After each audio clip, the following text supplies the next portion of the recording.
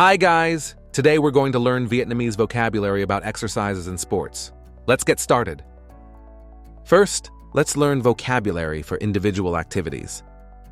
Chạy bộ, Jogging, running, bơi, swimming, đạp xe, cycling, thể hình, bodybuilding, yoga, yoga, nhảy dây, skipping rope,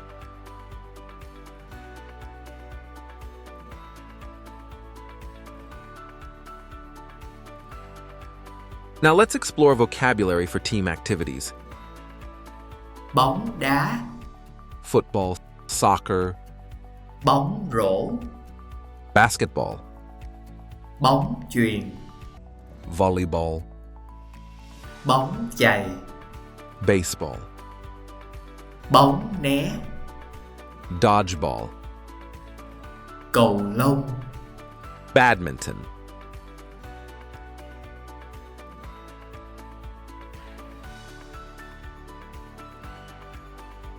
And that's it.